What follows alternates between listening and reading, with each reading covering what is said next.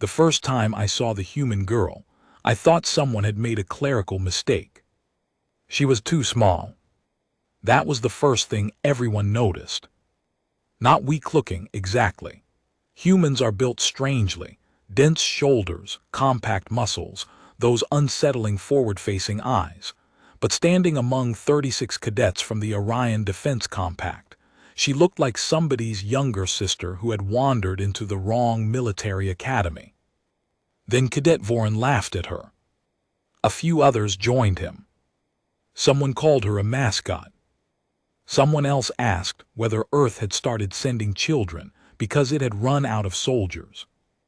The human girl didn't argue. She didn't even look angry. She simply lowered her eyes and started tightening the strap on one of her boots. And that was when our instructor saw something on her wrist. His face changed. Commander Rail, Tassar stopped speaking in the middle of a sentence. For several seconds, he just stared at the human. Then he turned toward the entire class. Training is over. Nobody moved. Tassar had never ended a class early. Not once. Vorin actually smiled, believing the human had embarrassed herself so badly that the commander had decided to dismiss us. Then Tassar said something none of us understood. Combat equipment, Hangar 7, 3 minutes. His eyes shifted toward the human girl. And Cadet Quinn. She stood. Sir. The commander's voice became quieter. I didn't know you were coming. The human's expression barely changed. Neither did I, sir. That was the moment the laughter stopped. But it was far too late. Because before that day was finished, half of us would owe our lives to the girl we'd spent the morning mocking. And Commander Tassar would finally tell us why he'd ended class the instant he recognized her. My name is Jalen Kaur. At the time, I was 19 standard cycles old and convinced I understood war. That's embarrassing to admit now. But every young cadet thinks that way. Especially cadets at Ryle's Strategic Academy. Ryle's wasn't an ordinary school. The academy floated inside the upper atmosphere of Veros Prime, suspended above endless violet clouds by 4 enormous gravity pylons. On clear days, you could stand beside the eastern observation windows and see lightning storms moving hundreds of kilometers below us. They looked harmless from that height. Tiny flashes beneath purple clouds. Like sparks under glass. Everything about Rios was designed to make you feel important. Its corridors were wide enough for armored troops to march 6 abreast. Training halls used variable gravity. Combat chambers could recreate environments from 43 registered worlds. There were drone ranges, vacuum simulators, artificial forests, urban warfare decks, zero-gravity arenas, and one enormous tactical chamber capable of projecting entire cities around you. The place smelled constantly of cold metal, machine lubricant, and the bitter cleaning chemical the maintenance drones sprayed every night. Most cadets came from military families. Some came from important ones. Vorin certainly did. His full name was Vorin Tau, third son of Admiral Tau, commander of the 8th Expeditionary Fleet. Vorin was a Karth, nearly 2.5 meters tall. 4 arms, gray-plated skin, small black eyes set beneath a heavy ridge of bone. Karth evolved on a high-gravity world, which meant the average Karth cadet could lift equipment that required 2 of my species to move. Vorin reminded everyone of that whenever possible. Especially exchange cadets. And especially humans. Humans had only joined the compact 12 years earlier. 12 years is nothing politically. Some species spent longer negotiating food import regulations. Earth was still considered new. Unpolished. Aggressive. Useful certainly. But culturally primitive by compact standards. That was how we talked about them. Primitive. It was a convenient word. It meant we didn't have to admit we were uncomfortable around them. Because humans were strange. They came from a world with predators large enough to kill them, storms capable of tearing cities apart, microorganisms that constantly tried to infect them, and geological activity that occasionally opened the ground beneath their settlements. Somehow, instead of leaving Earth, they covered it with cities. Then they went to space. That bothered older species. The compact preferred civilization to follow predictable steps. Humans had skipped several. Our instructors rarely said that directly. Cadets did. So when the Academy announced that a human exchange student would be joining Tactical Cohort 9, rumors spread immediately. The rumors were ridiculous. Some claimed Earth was sending a genetically modified supersoldier. Others said it was a diplomatic gesture, and we'd receive some politician's son. Voren made a wager that whoever arrived would fail physical certification within a week. I didn't participate, but I didn't defend the human either. That's something I remember. Silence feels neutral when you're young. Later, you realize it rarely is.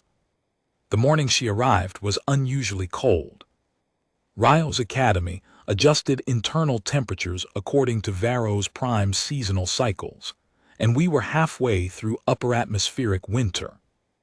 Condensation crawled along the corners of the observation windows. Outside, the sky was almost black. Inside Training Hall 14, 36 cadets stood in formation while Commander Tassar inspected us. Tassar was Velari. Tall, narrow-bodied, blue-skinned. He had one natural eye and one military optical implant. The implant glowed faintly gold whenever it focused. Nobody knew exactly how old he was. Some said 50 cycles. Others said 70. He had spent most of his adult life in the compact Marines before an injury ended his field career. Tassar didn't shout much. He didn't need to. When he entered a room, people straightened automatically. That morning, he walked down our formation with his hands clasped behind his back. Today, he said, we begin adaptive combat doctrine. Behind him, the walls of the training hall shifted. Panels separated. Weapon racks emerged from the floor. Training rifles. Shock batons. Shield emitters. Breaching tools. Compact exoskeletons. Everything polished and waiting. Tassar stopped beside Voren. Cadet Tal, define adaptive combat. Voren answered immediately. Modification of established doctrine in response to environmental or tactical changes, sir. Textbook answer. Yes, sir. Which usually means it's incomplete. A few cadets smiled. Tassar continued walking. Doctrine exists because thousands of dead soldiers learned lessons you are fortunate enough to study instead of repeat. He turned. But doctrine becomes dangerous when soldiers worship it. He tapped his artificial eye. Battlefields change. Then the training hall doors opened. Every head turned. She stepped inside carrying a dark green military duffel bag. Human. Female. Short brown hair. Pale scar beside her jaw. Plain gray academy uniform. No ceremonial decorations. No officer markings. Nothing unusual. Except she was late. Commander Tassar looked toward her. So you finally found us. The human stopped and gave a crisp salute. Cadet Alara Quinn, reporting for Tactical Cohort 9, sir. Administration sent me to Hall 40 first. Tassar's mouth twitched slightly. Hall 40 is hydroponics. Yes, sir. Did the plants teach you anything useful? A few cadets laughed. The human looked completely serious. Humidity management. Even Tassar almost smiled. Join the formation. She moved toward the empty position beside me. That's how I met Alara Quinn. She dropped her duffel beside her boots and faced forward. Up close, she looked older than I'd initially thought. Early 20s, perhaps. There were faint marks across her knuckles. Not dramatic scars. Small ones. The kind you get from years of working with machinery or equipment. She noticed me looking. I quickly faced forward. "Jalen Core," I whispered. She glanced sideways. "Ilara." Her accent sounded strange. Not unpleasant. Earth English translated smoothly through my implant, but some of the rhythm remained. Before I could say anything else, Vorin looked over his shoulder. His gaze moved down Alara's body. Then back up. "That's the exchange cadet." Nobody answered. Vorin turned around completely. "You're human." Ilara looked at him. "Last time I checked." Several cadets chuckled. Vorin leaned slightly closer. "You're smaller than the recruitment footage." Ilara shrugged. "They probably filmed tall people." More laughter. This time, Vorin's expression tightened. He wasn't accustomed to people making others laugh at his expense. Tassar had moved toward the equipment racks and hadn't noticed yet. Vorin glanced at Ilara's duffel. "You bring your own medical supplies?" "No." "Emergency oxygen?" "No." "Body recovery beacon?" She looked at him for a moment. "Do you always make friends this quickly?" I laughed. I tried not to. Honestly. But I did. Vorin heard me. His upper hands folded across his chest. "Humans are funny." Ilara looked forward. "Sometimes. Especially when they pretend they're soldiers." That changed the atmosphere. You could feel it. Ilara didn't react. But two other cadets nearby exchanged glances. Vorin continued. "My father served near human units during the Korath border intervention." Ilara remained still. "He said humans refuse standard formation constantly." No answer. Walked outside shield corridors. Nothing. Carried wounded personnel instead of maintaining advance speed. Ilara finally looked toward him. "Sounds terrible." Vorin missed the sarcasm. "It is terrible. Emotion compromises tactical discipline." "Right. Perhaps Earth teaches differently." "It does." Vorin smiled. "I assumed so." Commander Tassar turned around. "Cadet Tau." Vorin immediately faced front. "Sir, unless you've been secretly promoted during the last 4 minutes, I'm still conducting this lesson." "Yes, sir." "Then allow me the rare privilege of teaching my own class." Vorin lowered his head. "Yes, sir." Tassar's I moved toward Ilara. "Not particularly interested." "Not yet." "Cadet Quinn." "Sir." "Your equipment certification."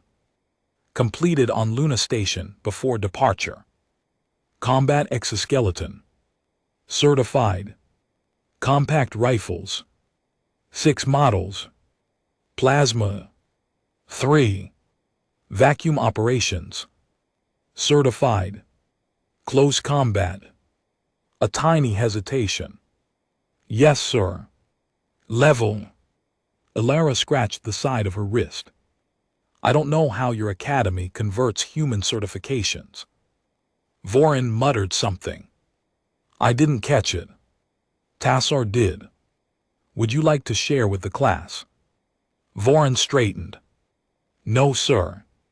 "Wonderful." Tassar activated the holographic display. A 3-dimensional map appeared in the center of the room. Industrial structures. Collapsed buildings. Narrow streets. This morning's exercise is squad movement through urban terrain.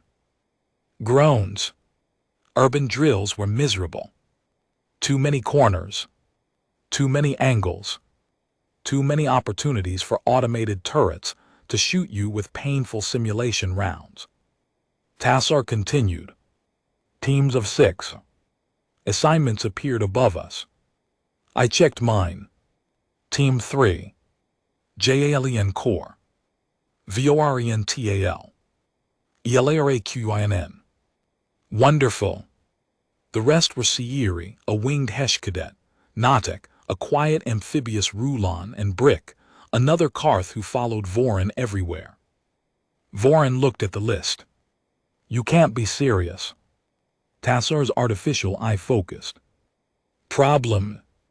Human exchange. Cadets usually complete observation before integrated exercises.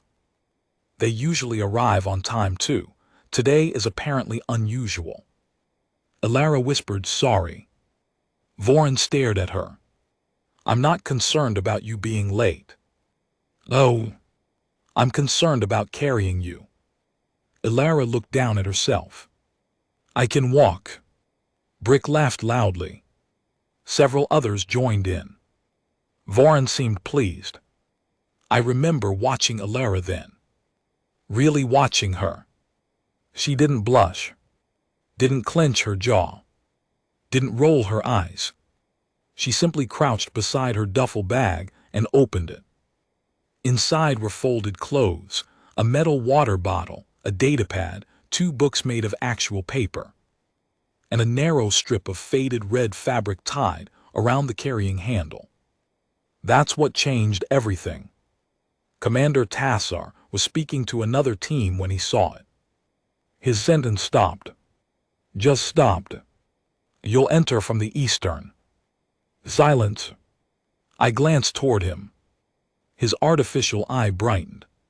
He was staring at Elara's bag. Specifically the red cloth. At first I thought it was some human decoration. A ribbon maybe. But Tassar walked toward us. Slowly.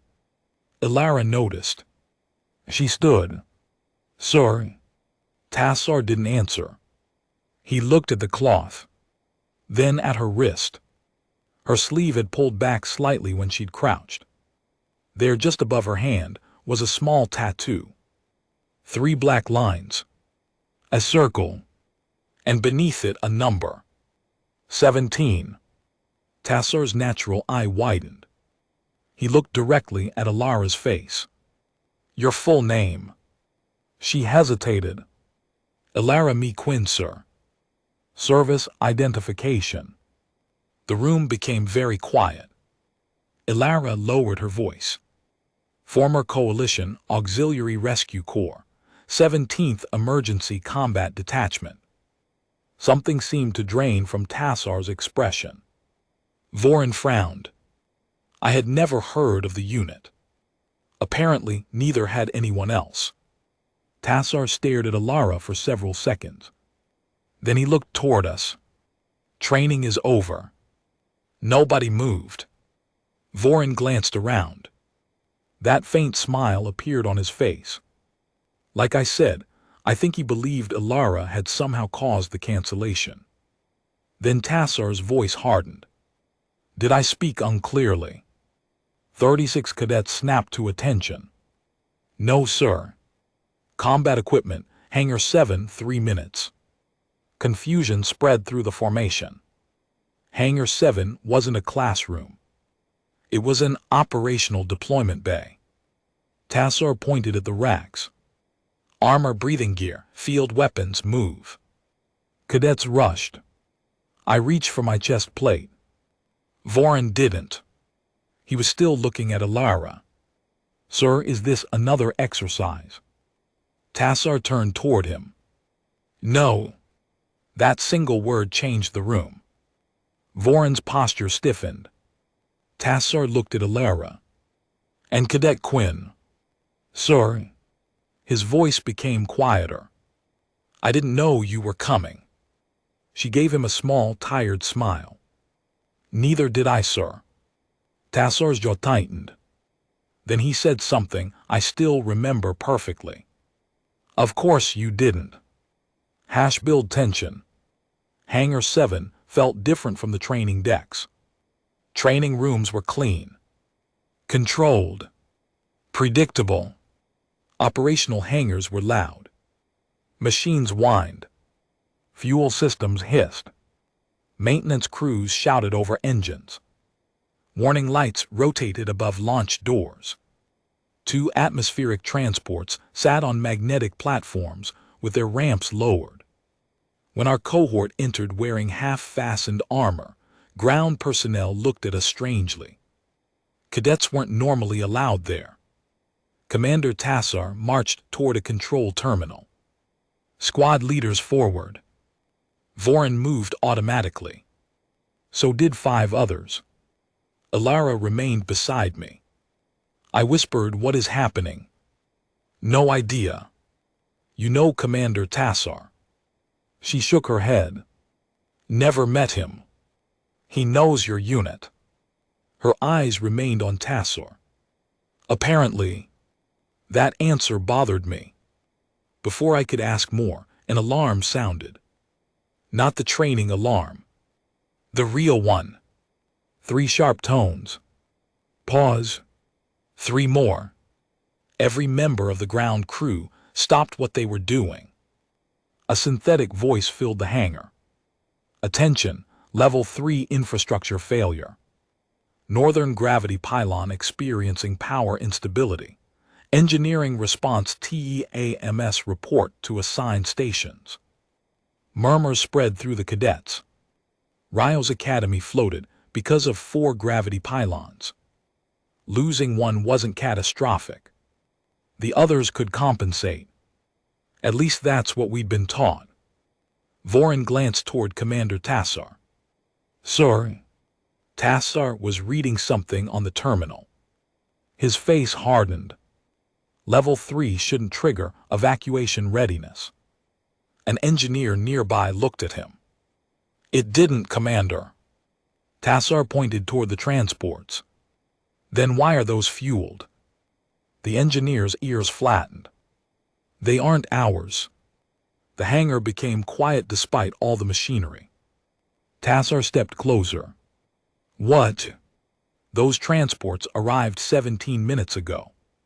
Maintenance authorization from Central Logistics." Tassar's artificial eye focused on the nearest ship. "Crew."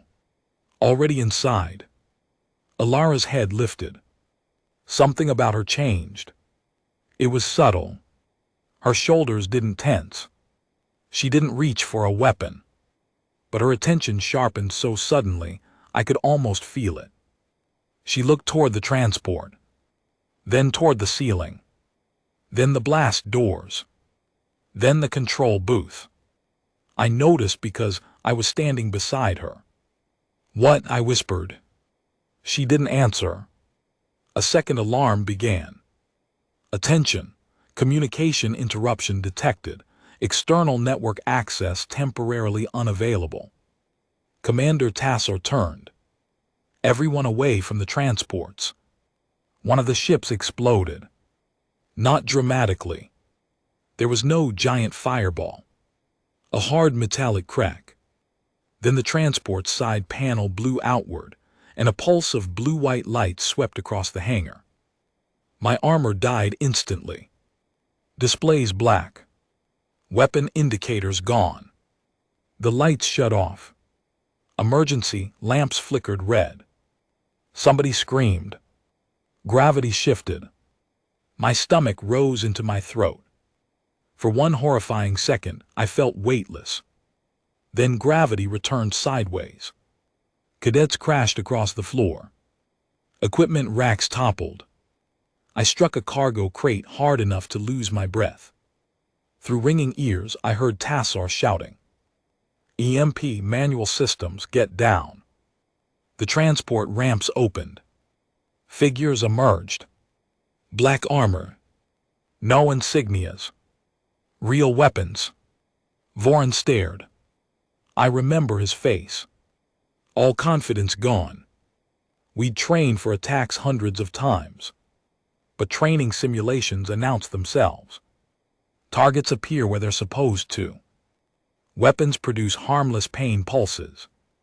Instructors watch from control rooms. Nothing about reality announces itself. Reality just happens. The first attacker fired. A security officer near the hangar door collapsed. No dramatic scream.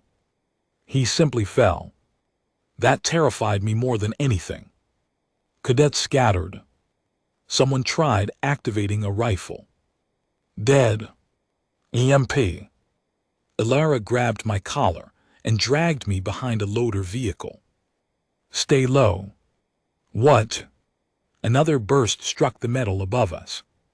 Sparks rained down. Vorin and Brick crawled behind a cargo pallet. Tassar had taken cover near the terminal. Cadets, he shouted, defensive positions. Nobody moved properly. We were trying. That's important. We weren't cowards. But every tactic we'd practiced assumed working equipment.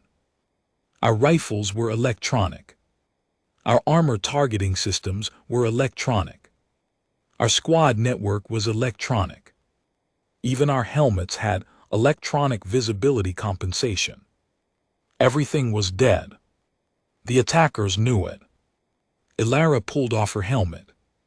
I stared at her. What are you doing? Can't hear. What? She tapped her ear. Helmet dampens direction. Another shot. She tilted her head. There are 8. I almost laughed from panic. How do you know? Footsteps. I heard only alarms. Gunfire. Metal. People shouting. She apparently heard 8 attackers walking through all of it. Vorin crawled toward us. His upper left arm was bleeding. What are they? Ilara looked past the loader. Professional. How can you tell? They're not shooting randomly. That didn't help.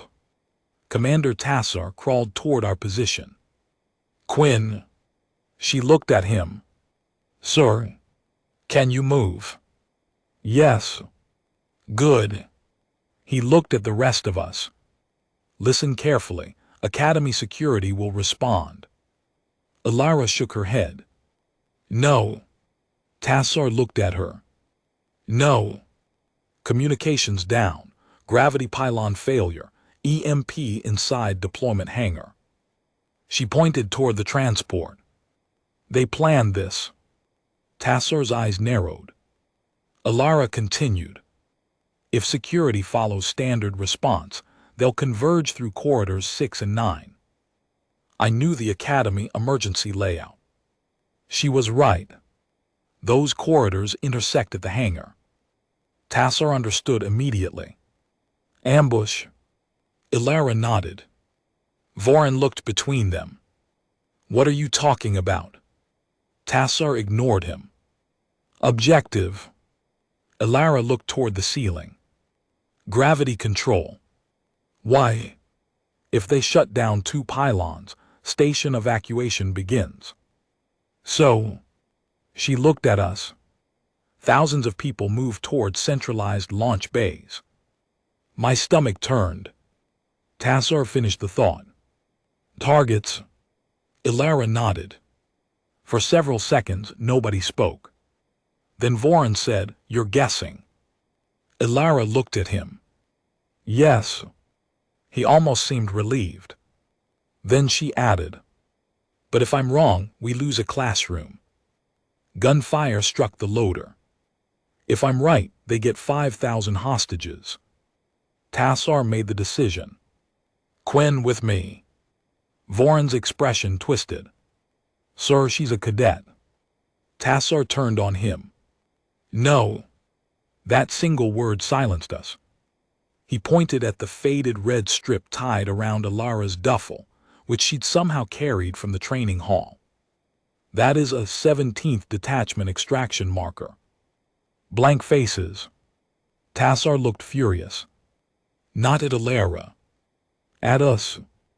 You children spent the morning insulting someone whose unit developed half the emergency combat procedures this academy teaches. Vorin stared at her. Tassar continued. 9 years ago, the hospital carrier Meridian Hope was trapped during the siege of Kepri. My breath caught. Everyone knew Kepri. Even Academy children knew Kepri. The compact had lost 11 ships during the evacuation. Tassar's voice lowered. The 17th crossed a depressurized docking spine under artillery fire and extracted 400 civilians.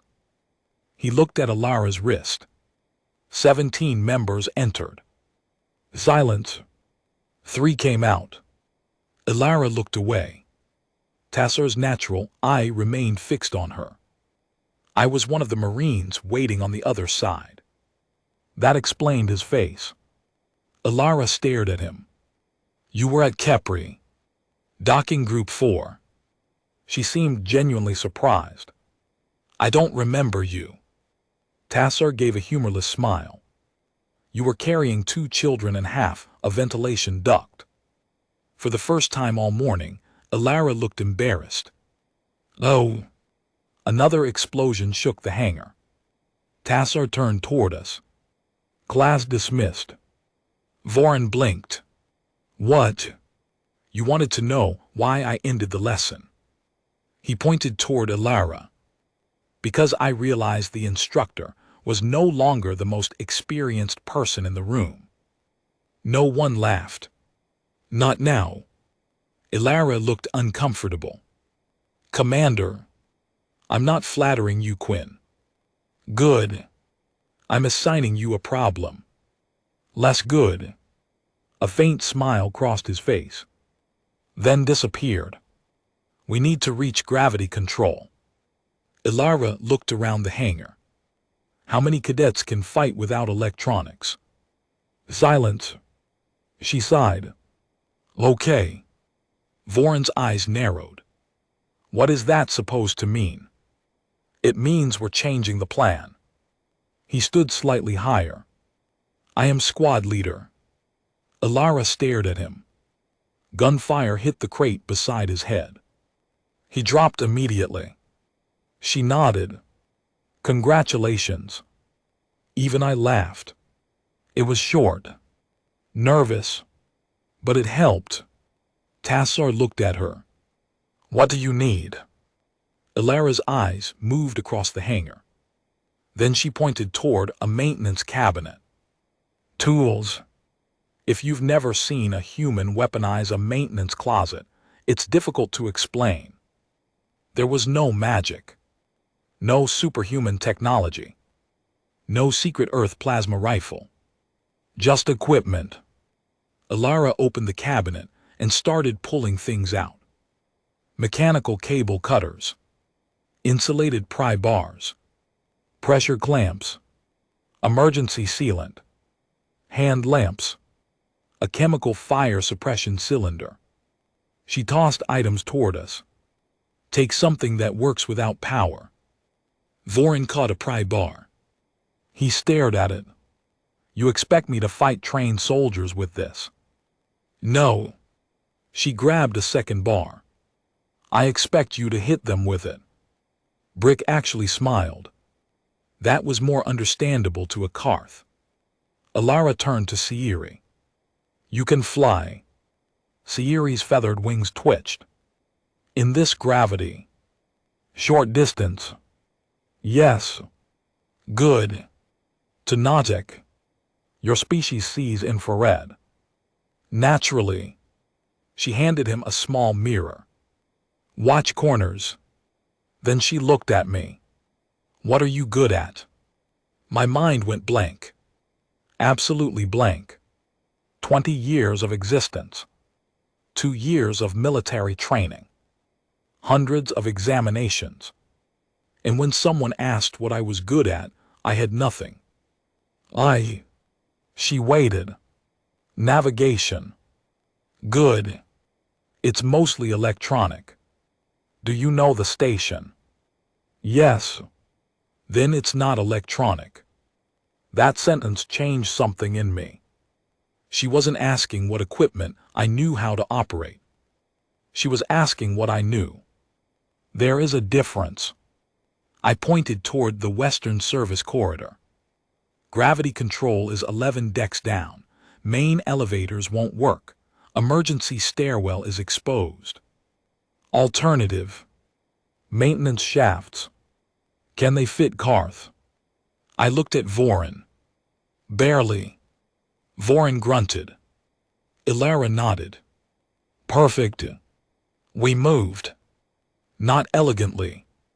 Not like heroes. We crawled. We slipped. We carried one injured cadet between us. Commander Tassar stayed behind with half the cohort to defend the hangar and help wounded personnel. Ilara took 6 of us. Me, Vorin, Brick, Sayiri, Nautic, and a small insectoid cadet named Kess. She never announced herself as leader. Nobody voted. Nobody saluted. She simply started making decisions, and somehow we followed. The maintenance passage smelled like dust and heated metal. Emergency lights pulsed red every few meters. Behind the walls, I could hear enormous machinery groaning as the station attempted to stabilize itself. We descended 3 decks before hearing voices. Ilara raised her fist. Everyone stopped. We'd trained that signal. But when she did it, nobody hesitated. She crouched beside an access panel. Nautic leaned near the vent. 2 heat signatures. Armed. Long objects, likely rifles. Vorin whispered, "We should attack." Ilara shook her head. "We should avoid them." He frowned. "Why?" "Because winning a fight isn't the mission." Vorin didn't like that answer. Karth culture admired direct confrontation. Ilara seemed to read his expression. If we fight every soldier we see, their friends learn where we are. He tightened his grip on the pry bar. So we hide. We arrive. That shut him up. I pointed toward another route. Ventilation control tunnel. Ilara nodded. We crawled through. 10 minutes later, we reached deck 11. That's where things got worse. Gravity vanished. Completely. We floated. Vorin struck the ceiling and cursed. Kess spun slowly in the air. I grabbed a rail. Secondary pylon must be offline. Ilara pulled herself along handholds. How far? Gravity control is this deck. 800 meters. A heavy vibration moved through the station. Far away, metal screamed. Sayiri's eyes widened. What was that? Nobody answered. We knew. A station designed to float doesn't like losing gravity stabilization. Emergency speakers crackled. Evacuation protocol initiated. All personnel report to designated launch ZONES. Ilara closed her eyes. Damn. Vorin looked at her. You were right. She pushed forward. I was hoping not to be. We moved faster. At the first intersection, we found bodies. 2 Academy security officers. 1 engineer. They floated near the wall in 0 gravity. I stopped. I'd seen simulated casualties countless times. These weren't simulations. 1 officer's eyes were open. I couldn't move. Ilara touched my shoulder. Jalen. I looked at her. Look at me. I did. Her voice was quiet. You can freeze later. I swallowed. What? Later you can shake, you can throw up, you can cry, whatever you need. She pointed down the corridor. Right now, I need deck 11. My throat tightened. I nodded. Left. We moved. That was Ilara. Not fearless.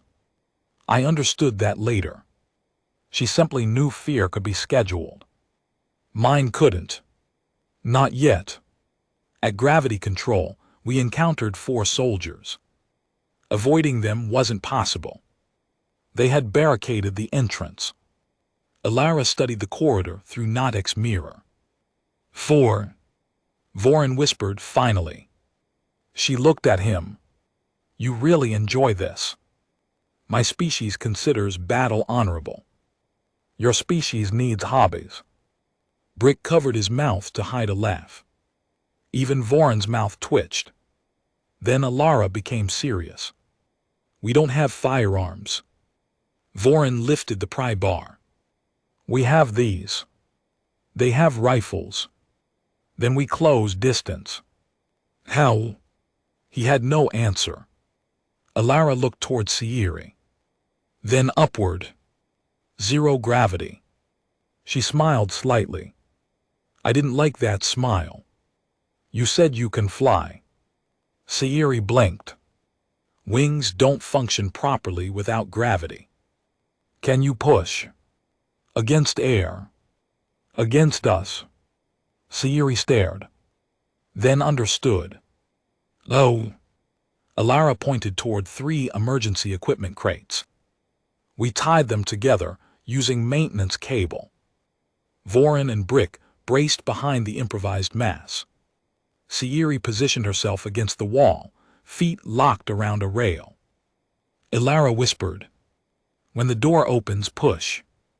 This is your plan. Part of it. What's the other part? She picked up the fire suppression cylinder. Vorin stared at her. Human. Yes. Your plans concern me. Good. She pulled the manual door release. The corridor panel opened. The soldiers turned. Sayiri spread her wings and kicked. Vorin and Brick shoved the equipment crates. In 0 gravity, hundreds of kilograms of metal didn't fall. They flew. The barricade exploded inward. The first 2 soldiers were thrown backward. The third raised his rifle. Alara discharged the suppression cylinder. A cloud of white chemical foam filled the corridor. Visibility disappeared. Shots fired blindly. We moved. Humans in 0 gravity are not graceful. I'll admit that.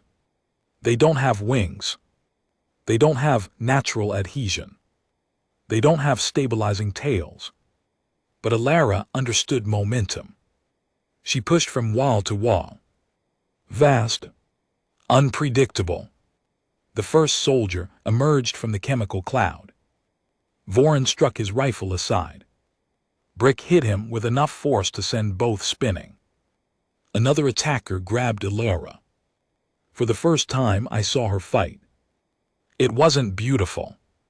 That's important. Stories exaggerate combat. They make skilled fighters look like dancers. Alara wasn't dancing. She drove her forehead into the soldier's helmet. He recoiled. She grabbed his weapon strap. Twisted. Pulled him toward the wall. Used his own momentum. His shoulder hit metal. She stripped the rifle. The weapon didn't function. EMP locked. She discarded it instantly. No frustration. No pause. The soldier swung. Alara blocked badly. His fist caught her cheek. Her head snapped sideways. Blood floated from her lip in small red beads. Vorin roared. He crashed into the attacker. The last soldier fired. Kes screamed. I saw the rifle pointing toward Alara. I moved before thinking. I threw the mirror. Ridiculous. Absolutely ridiculous. A tiny maintenance mirror. It struck the soldier's visor. He flinched. That was enough. Nodek hit his arm. Sayiri kicked off the wall and slammed feet first into his chest. The rifle spun away. Then silence. We floated there. Breathing. Bleeding. staring at one another. Ilara wiped her mouth. She looked toward me. Nice throw. I laughed. I don't know why. Maybe adrenaline. Maybe terror. Navigation. Apparently. Vorin turned toward her. His chest was heaving. One of his hands trembled. He looked at the unconscious soldiers. Then at Ilara. Why didn't you fight like that in class? She blinked. We hadn't started class. He stared. For some reason, that answer broke us. We laughed. All of us. Even Vorin. Just for a few seconds. Then the station groaned again. Ilara pointed toward gravity control. Celebrate after we're not falling. Climax. Gravity control had been sabotaged. The room was enormous. 4 circular reactor management columns rose through the center, surrounded by maintenance platforms. Holographic displays were dead. Emergency analog systems remained active. An engineer was tied beside the main console. Alive. Cass rushed to free him. The engineer coughed. They installed manual overrides. Can you restore the pylons? I asked. 1. Ilara looked at him. Only 1. The northern pylon's control relay was physically destroyed. What about secondary? Locked from exterior maintenance ring. Vorin frowned. Exterior. The engineer pointed toward a small schematic. The secondary relay was outside the academy. Beyond the hull. In Varro's Prime's upper atmosphere. Sierri's feathers flattened. You can't go outside during a gravity failure. The engineer gave a desperate laugh. You can. Silence. He looked at us. You just can't come back easily. Ilara studied the diagram. How long until structural failure? 8 minutes before drift exceeds stabilization limits. Evacuation. Launch bays are already filling. Her jaw tightened. Exactly as she predicted. Vorin pointed toward the relay. Send a drone. EMP destroyed local controllers. Remote suit. No network. Ilara looked toward the emergency locker. I knew what she was thinking. No. Everyone looked at me. I hadn't meant to say it aloud. Ilara walked toward the locker. I grabbed her arm. No. She looked at my hand. Then at me. Jalen. You're going outside. Yes. That's insane. Probably. Varro's winds are 400 kilometers per hour. That's inconvenient. Quinn. She opened the locker. Inside were 2 old mechanical emergency suits. Primitive by Academy standards. Thick material. Manual oxygen valves. Chemical thrusters. Ilara started inspecting one. Vorin stepped forward. I'll go. She looked at him. You fit. He looked at the suit. He did not fit. His 4 shoulders were twice its width. His face hardened. Then Sierri. Sierri shook her head. Pressure suits restrict my wings. Ilara nodded. I fit. Vorin grabbed her shoulder. You don't have to prove anything. That stopped her. Slowly she looked at him. I'm not. He released her. Something passed across his face. Shame, perhaps. Because that was the moment Vorin finally understood. Everything he'd said that morning. Every insult. Every joke. None of it mattered to her. She wasn't about to climb outside a failing station to show us humans were brave. She was doing it because someone had to fit the suit. That simple. That terrible. Commander Tassar's voice suddenly crackled through an analog wall communicator. Gravity control report. I rushed toward it. Commander, we're inside. Core. Yes, sir. Status. I explained. Silence followed. Then Tassar said, "Do not attempt exterior repair." Elara looked toward the communicator. Commander. Tassar recognized her voice. Quinn, absolutely not. Evacuation bays are compromised.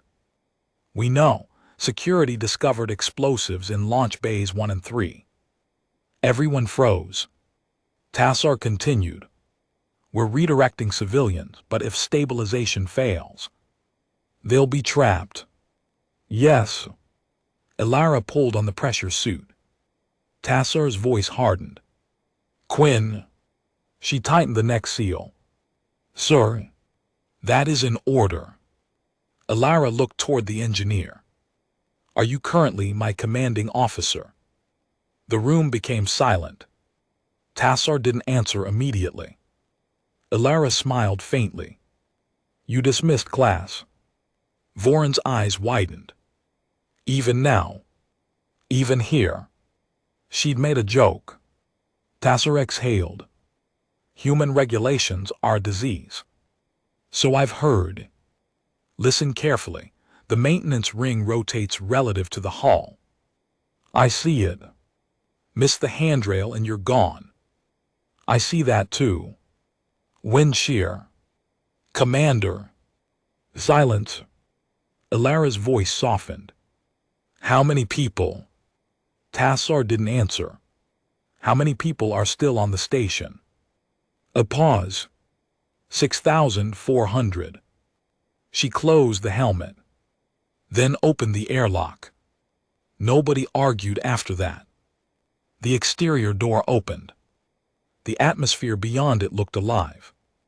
Purple clouds rolled beneath us. Lightning flashed inside them. The entire academy was tilted now, drifting slowly as one gravity pylon failed to compensate. Elara attached a manual tether. Voron checked it 3 times. Then a 4th. She looked at him. You trying to keep me here? Yes. Good not. I know. She stepped toward the edge. I suddenly remembered the red cloth on her bag. The 17th. 17 went in. 3 came out. Elara. She looked back. It was the first time I'd used her given name since we met. What? Come back. Something changed in her eyes. Very small. She nodded. That's the plan. Then she stepped outside. The wind took her instantly. The tether snapped tight. Her body slammed against the hull. We all shouted. She raised one hand. Still conscious. Slowly, she pulled herself toward the exterior rail. Meter by meter. Lightning illuminated her silhouette. Tiny. That's what I kept thinking. She looked tiny against the station. Tiny against Varro's Prime. Tiny against the storm. Humans were small. Maybe we'd been right about that. We were simply wrong about what small meant. The engineer guided her using an old wired audio channel. 20 meters forward. Elara crawled. Relay box should be beneath panel C7. She reached it. Found it. Manual lever inside. Panels jammed. Voron looked at me. Give her leverage instructions. What? Your navigation. I don't know engineering. Today seems to be about learning. I grabbed the microphone. Elara, anchor your left tether above the panel. Why? Change your pulling angle. She did. The panel moved slightly. Again. Wind slammed her against the hull. Her signal became static. Elara. Nothing. Elara. A breath. Then. I'm here. I closed my eyes. Panel. Still ugly. Voren leaned toward the microphone. Human. What? Hit it. Ilara laughed over the radio. Then we heard metal impact. Once. Twice. Third time. The panel opened. Brick raised all four fists. Yes. The engineer pointed at the indicator.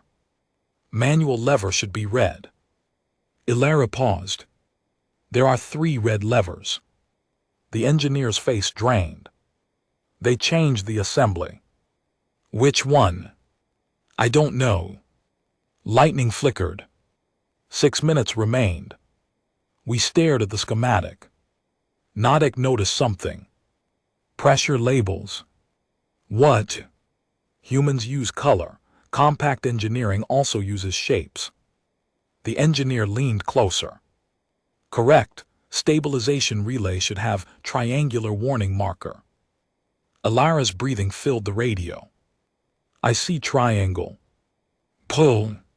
She pulled. Nothing happened. Locked.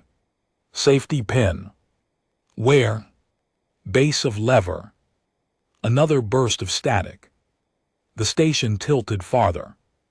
Gravity inside the control room partially returned. We all crashed toward the floor. Voren caught Kess before she hit a console. Outside, Ilara screamed. The tether line whipped against the hull. Then went slack. My heart stopped. Ilara. Nothing. I grabbed the microphone.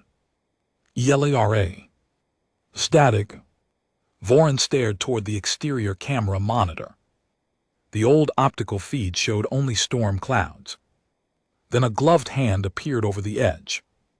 Ilara pulled herself back onto the maintenance ring. Voren exhaled so hard it sounded like a growl. Her voice returned. Still here. I almost shouted at her. Instead I said, You're very annoying. I get that a lot. The engineer pointed. 5 minutes. Ilara reached the lever again. Pin removed. Pull. She did. A mechanical alarm sounded. One stabilization column, inside gravity control, illuminated. The entire room vibrated. The academy shifted. Then gravity returned. Not fully, but enough. We fell. Voren landed on his back. Brick crushed a chair. Kess screamed happily. I grabbed the console. Relay active.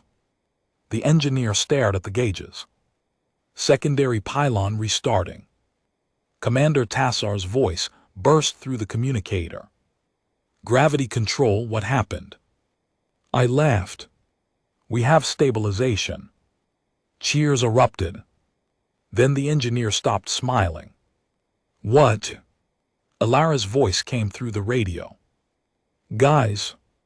The engineer looked at the display. His face changed. What? Secondary relay isn't locking. He moved toward the controls. Why? Manual lever must be held for 30 seconds during startup. My stomach dropped. We looked at the timer. Ilara was outside, still holding it. How long? I asked.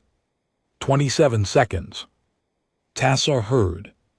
Quinn, tether yourself. No answer. Quinn. Her breathing was heavy. Trying. Wind roared through her microphone. The station was stabilizing. That meant the hull was moving beneath her. The maintenance ring rotated. Her tether had wrapped around a support beam. She couldn't reposition. The engineer counted. 20 seconds. Lightning flashed. The camera showed Ilara clinging to the lever with one hand. Her other hand fought the tangled tether. Voren walked toward the airlock. I blocked him. What are you doing? Going out. You don't fit the suit. I'll fit enough. You'll die. He looked at me. She went. Because she had a suit. Move. Brick joined him. Then Nautic. It was strange. An hour earlier, those cadets had laughed at her. Now they were prepared to open an airlock without proper equipment. Humanity is apparently contagious. Commander Tassar shouted through the communicator. Nobody opens that door. Vorin roared back. She'll be pulled away. I know. Then, 10 seconds. The engineer yelled.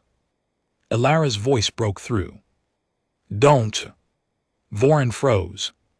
Quinn. Don't open door. Your tether. I know. 5. The station groaned. Ilara screamed. 4. Wind took her legs off the hull. 3. She held the lever.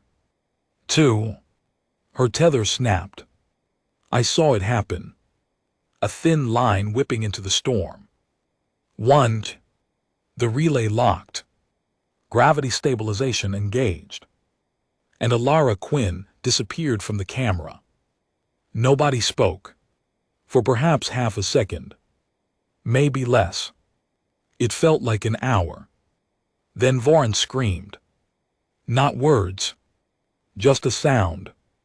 He punched the airlock controls. Commander Tassar shouted something. I don't remember. My mind had emptied. She was gone.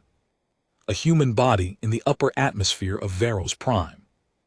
No tether. No propulsion. Propulsion. I looked at the suit schematic. Thrusters. The engineer stared at me. What? Emergency suit has chemical thrusters.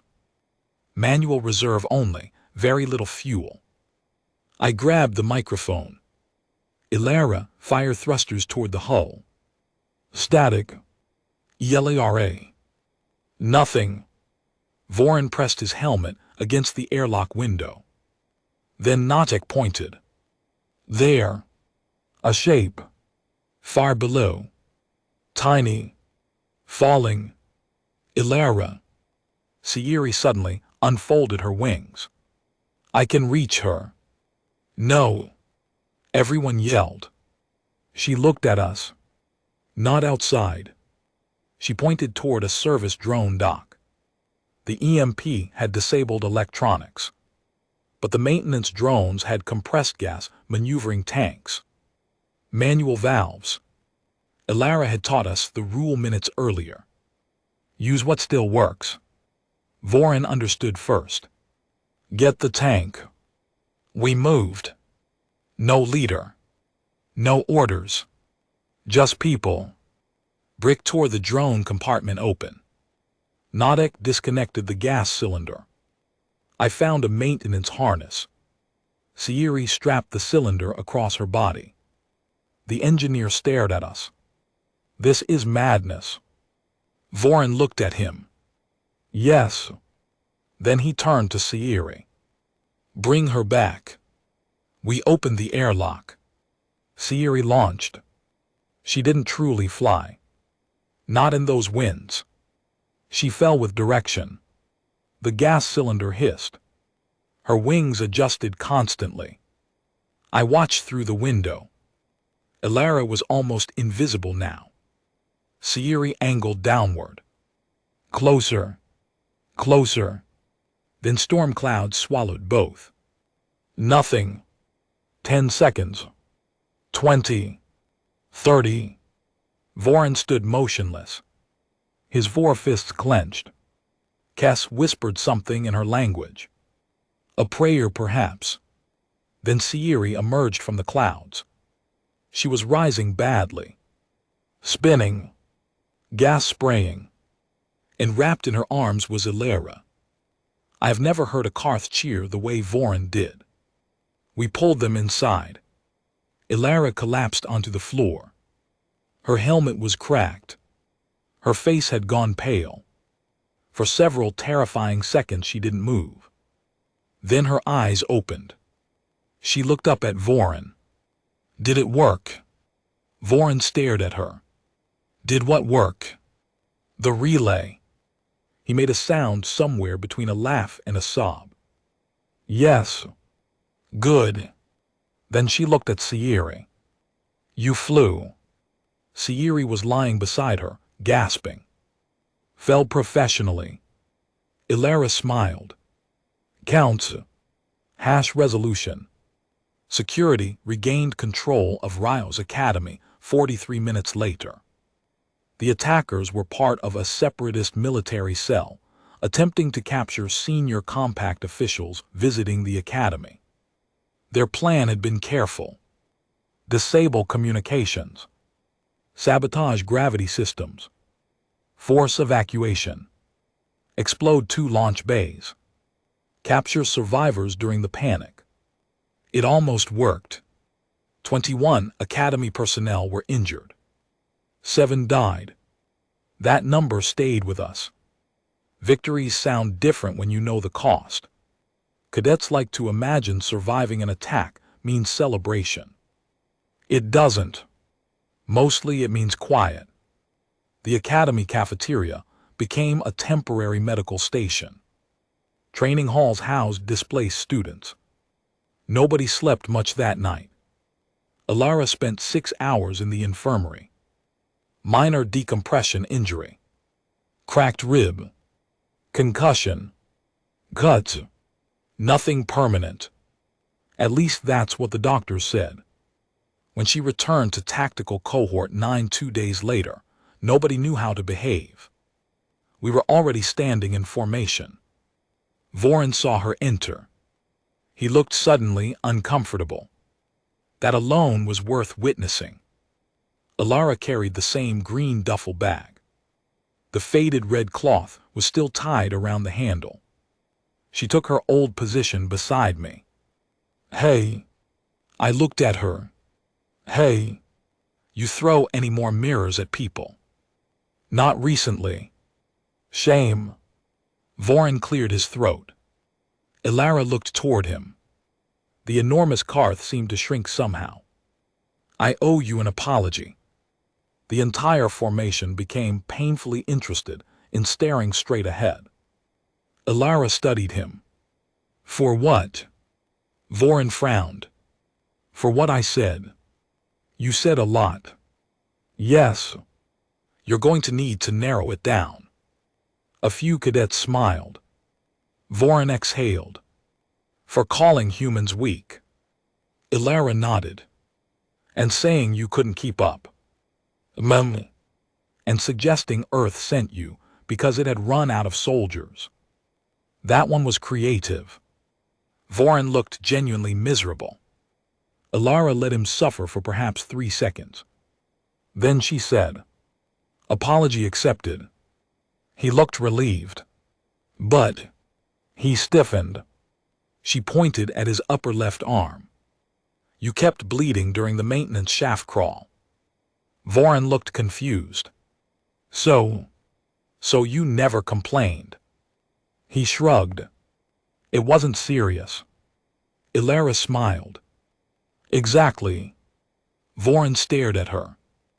I understood before he did. She wasn't giving him a speech about humanity. She wasn't demanding respect. She was showing him the same respect he had failed to show her. He nodded slowly. Thank you. Commander Tassar entered. Everyone straightened. He looked around the room. His artificial eye settled briefly on Ilara. Then Vorin. Then me. Yesterday's after-action reports were disappointing. We stared. Disappointing. Tassar placed a stack of data pads on the desk. Cadet Corps described throwing a maintenance mirror at an armed attacker. My ears warmed. Sir. Cadet Sayuri described attaching compressed gas to herself and jumping into an atmospheric storm. Sayuri lowered her head. Cadet Tao proposed exiting an airlock in equipment 3 sizes too small. Vorin stared forward. Cadet Quinn ignored a direct order from a senior officer. Ilara raised one finger. Former senior officer. Tassar's artificial eye glowed. She lowered the finger. Sorry. He walked slowly before us. By every conventional measurement, your behavior was reckless, improvised, disorganized, and occasionally idiotic. Nobody breathed. Then Tassar stopped. It was also adaptive combat. A few heads lifted. He activated the holographic board. Our original lesson appeared. Adaptive combat doctrine. Tassar looked toward Vorin. Cadet Tau definition. Vorin hesitated. Then, modification of established doctrine in response to tactical changes, sir. Tassar stared. Vorin swallowed. Textbook answer. Yes. Incomplete. Yes, sir. Tassar turned toward Ilara. Cadet Quinn. She looked wary. Sir. Define adaptive combat. She thought about it, then shrugged. Figure out what still works. Tassar smiled. Better. He walked toward the center of the room. Your weapons failed, you used tools. He pointed toward Sierra. Your flight systems failed, you used compressed gas. Toward me. Your electronic navigation failed, you used memory. Toward Vorin. Your leadership doctrine failed. Vorin winced. You followed someone more qualified. Vorin nodded. Yes, sir. Tassar looked at all of us. That is the lesson. Then his expression changed. Harder. There is another. Nobody moved. He walked toward Ilara's duffel. 2 days ago, several of you made assumptions about Cadet Quinn. Silence. You evaluated size. He looked at the Karth cadets. Species. His eye moved across the room. Reputation. Then he pointed toward the faded red strip. You failed to evaluate experience. Ilara looked uncomfortable again. Tassar ignored her. The 17th Emergency Combat Detachment did not become famous because its members were stronger than everyone else. He looked directly at us. They became famous because when equipment failed, plans collapsed, officers died, and frightened people stopped knowing what to do. His voice softened. They kept solving the next problem. Nobody spoke. Tassar looked at Ilara. Quinn. Sir. Why did you keep that extraction marker? Her fingers touched the faded cloth. For the first time since arriving, she seemed genuinely unsure. She stared at it for a while. Finally she said, It belonged to my squad leader. Tassar's face changed. Name. Sergeant Daniel Reyes. Tassar closed his eyes briefly. I remember him. Ilara looked surprised. You do.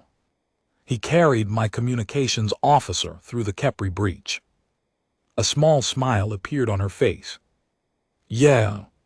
She looked down. That sounds like him. No one in the room moved. Tassar asked gently. He didn't make it. Ilara shook her head. No. The word was quiet. Almost too quiet. For the first time, I understood that the stories we considered heroic belonged to people who had actually lived them. To us, Kepri was a chapter in military history. To Ilara, it was where Daniel Reyes died. To Commander Tassar, it was where friends were carried through a burning docking spine. History is clean. Memory isn't. Tassar stepped away from the bag. Very well. He faced the class. Today's lesson. A holographic city appeared. Groans spread through the formation. Ilara looked at me.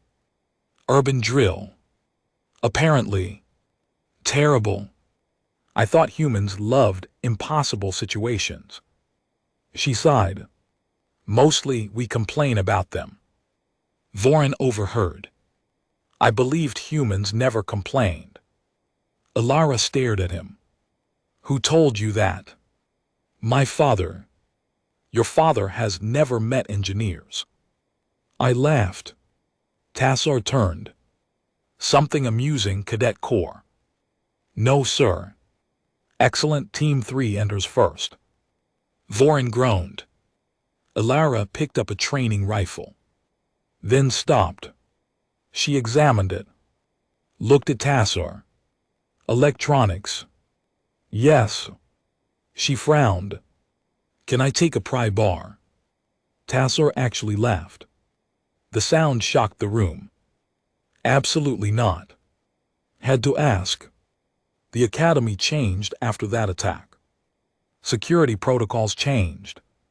Backup systems became mechanical as well as electronic. Cadets were required to learn navigation without implants. Manual tools were added to emergency kits. Compressed gas maneuver training became mandatory. Someone even proposed adding maintenance mirrors to field equipment. I wish I were joking. Alara hated that idea.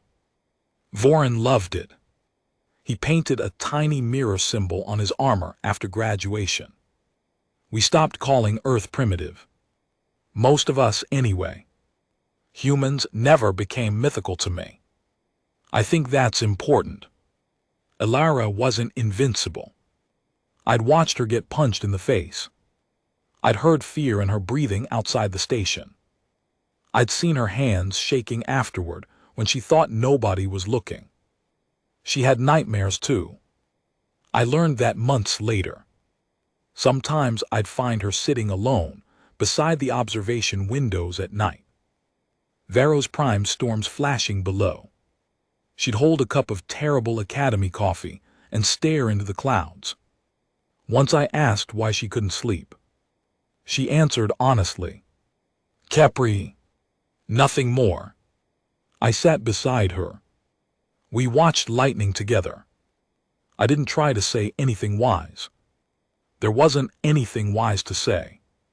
That was another thing humans taught me. Not every silence needs fixing.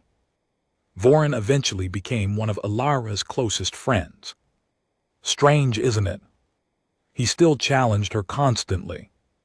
She still mocked his obsession with direct combat. During our final year, she convinced him that humans had once developed a military doctrine involving throwing chairs. He believed her for 3 weeks. She insisted it was technically true. I never found out. Commander Tassar stayed at Riles until our graduation. During the ceremony, he called us by name individually. When Alara crossed the platform, he didn't mention Kepri. Didn't mention the 17th. Didn't mention the attack. He simply shook her hand. Then he said quietly, "Good to see you came back." Alara looked at him for a moment. I think she understood he wasn't talking about the maintenance ring. Maybe he meant Kepri. Maybe everything after Kepri. Maybe both. She nodded. Good to be back. Years later, when people asked me about the famous human exchange cadet at Riles, they always wanted the dramatic story. The attack. The storm. The exterior repair. They wanted to know whether Alara Quinn was really as fearless as people claimed. I always told them the same thing. No. She was frightened. We all were. That's why the story matters.